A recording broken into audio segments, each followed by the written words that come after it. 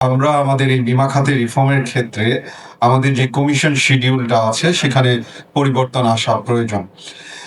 এই প্রয়োজনটা অনেকের কাছেই অনুভূত হয়েছে এই জন্য যে আমরা আমাদের সমাজে যারা বীমা পেশা নিয়ে যুক্ত আছে বা আমাদের বীমা পেশার বাইরে আছে, সবাই মনে করে বীমা হচ্ছে ফার্স্ট ইয়ারের বিজনেস।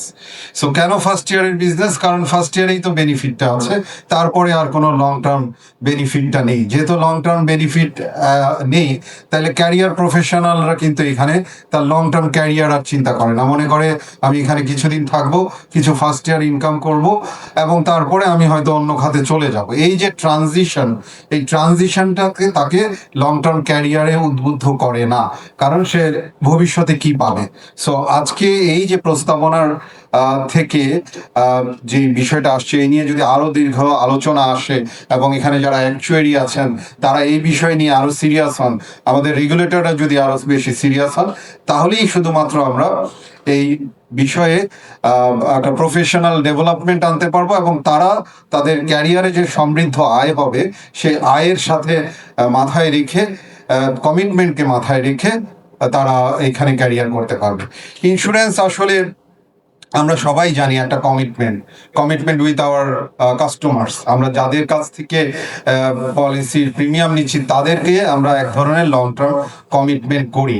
এখন সেই লং টার্ম কমিটমেন্টে যদি প্রথমেই আমার যিনি কর্মী তার কমিটমেন্ট লং টার্ম না থাকে ক্যারিয়ারের প্রতি, তাহলে আর এখানে লং টার্ম কমিটমেন্ট কিভাবে আমাদের গ্রাহকরা পাবে?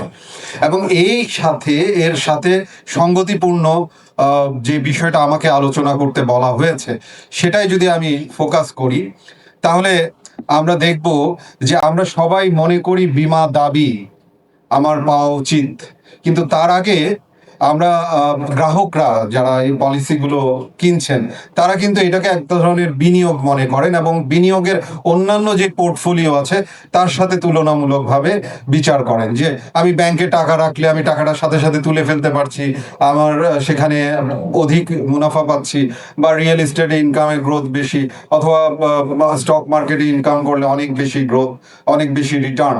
তাহলে বীমা কি আসলে রিটার্ন না প্রোটেকশন? আমাদের এই জায়গায় এক ধরনের প্যারাডিম বা এই জায়গায় এক ধরনের দৃষ্টিভঙ্গির পরিবর্তন আনতে হবে। যেহেতু আমরা বীমা খাতের সংস্কার নিয়ে কথা বলছি, তাহলে আমাদের মন মানসিকতার সংস্কারের জায়গাটা কিন্তু আনতে হবে যে বীমা থেকে আমি অধিক মুনাফা পাওয়ার সুযোগ কম, বীমা থেকে আমি প্রোটেকশন পাবো।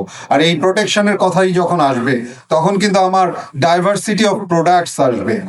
আমি শুধুমাত্র এখন মেয়াদি বীমা বা সঞ্চয়ী বীমা এর মাধ্যমেই পড়ে আছি। আজকে আমাদের যেই 36টা কোম্পানি, সবারই কিন্তু 3 কিস্তি 5 কিস্তি অথবা এই এন্ডোমেন্ট প্রোডাক্ট নিয়ে প্রোডাক্ট ছাড়া আর কিন্তু তেমন প্রোডাক্ট নেই।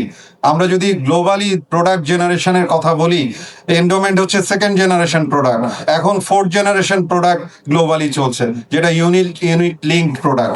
এখন বীমাকে যদি আমরা বিনিয়োগ খাতের সাথে তুলনামূলকভাবে দেখতে যাই, তাহলে আমাকে দু ধরনের প্রোডাক্ট ডাইভার্সিটিতে আসতে হবে। একটা হচ্ছে টার্ম ইন্স্যুরেন্স, যেখানে হেলথ এবং আমাদের অন্যান্য প্রোটেকশনকে এনশিওর করবে। আরেকটা হচ্ছে রিটার্ন, যার কারণে আমাদের সেকেন্ডারি মার্কেট অথবা money market, bond market strong হলে আমি সেখানে ইনভেস্টমেন্ট রিটার্নের ইন্স্যুরেন্স প্রোডাক্ট আনতে পারবো।